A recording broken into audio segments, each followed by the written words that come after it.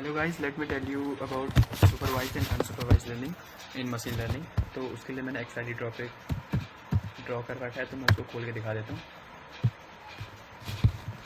तो machine learning को दो कैटेगरी में बांटा जाता है, सुपरवाइज और अनसुपरवाइज।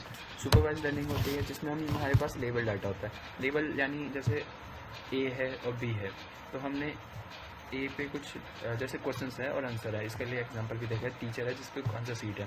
तो आंसर सीट क्या होता है कि क्वेश्चन होता है, उसका आंसर लिखा रहता है। तो ठीक उसी प्रकार हमारे पास सुपरवाइज लर्निंग होती है जिसमें हमारे पास एक डाटा होता है और उसका लेबल होता है साइड में। लाइक हमारे पास बहुत सारी इमेज आएगी कैट की और उस पर लेबल होगा कैट, ठीक है। वहीं अनसुपरवाइज लर्निंग होती है जिसमें हमारे पास लेबल डाटा नहीं होता है लेबल डाटा। इसमें क्या हम इसका एग्जांपल दे सकते हैं कि explorer organizing a library without a catalogue. मतलब इसका मतलब ये है कि एक लाइब्रेरी का पर्सन है, ठीक है, लाइब्रेरी को संभालता है और उसको हम दे रखे हैं कि भाई तुम बुक संभालो, लेकिन तुम्हारे पास कैटलॉग नहीं रहेगा कि मतलब कौन सी बुक कहाँ पे रहेगी। ऐसा हो पाएगा? तो नहीं। तो वो हमारे पास अनसुपरवाइज्ड लर्निंग होती है। इसमें हम पैटर्न फाइंड करते हैं और इसमें हमारे पास लेबल होता है, तो हमें उसी लेबल डाटा को फर्दर मैनिपुलेट करके, मॉडिफाई करके मॉडल बनाने पड़ते हैं जिससे हम प्रेडिक्ट करा सकते हैं। ये की डिफरेंस है दोनों का। यहाँ पे मैंने लिख रखा है कि किस किस एस्पेक्ट्स में हम सुपरवाइज और अनसुपरवाइज में डिफ्रेंशिएट कर सकते हैं। पहला है डाटा लेबल। तो वो अनसुपरवाइज में लेबल डाटा नहीं होता है, वहीं सुपरवाइज में होता है। हमारा प्राइमरी गोल होता है सुपरवाइज में कि हम प्रेडिक्ट करें आउटकम्स को, और इसमें हम अनसुपरवाइज में हम हिडन पैटर्न को फाइंड करने की कोशिश करते हैं। और सुपरवाइज में हम क्या काम करते हैं? हम करते हैं क्लासिफिकेशन करते हैं, रिग्रेशन करते हैं, डिटेक्शन करते हैं। ये हमारे मेजर काम होते हैं सुपरवाइज लर्निंग में। वहीं अनसुपरवाइज लर्निंग में हम क्लस्टरिंग करते हैं, डायमेंशनलिटी रिडक्शन करते हैं। ये सब चीज़ें अनसुपरवाइज में आती है, ठीक है।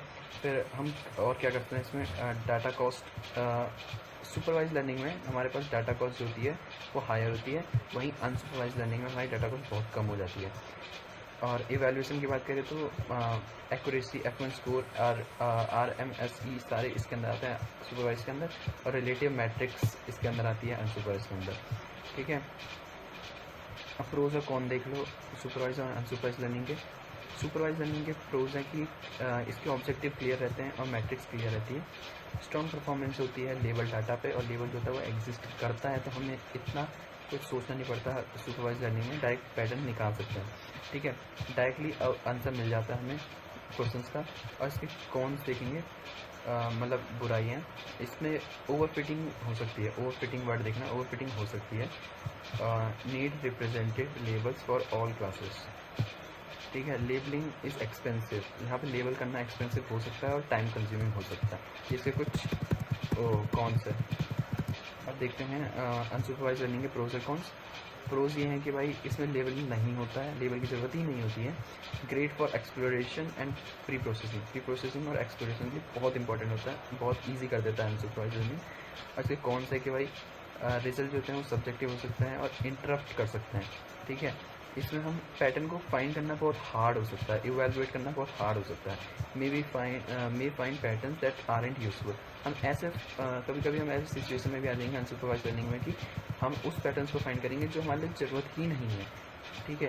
तो at the end where we have summary कि supervise learning for answer to predict the new answer, और unsupervise learning for patterns, learning patterns from raw data से हम लर्न करते हैं पैटर्न्स को।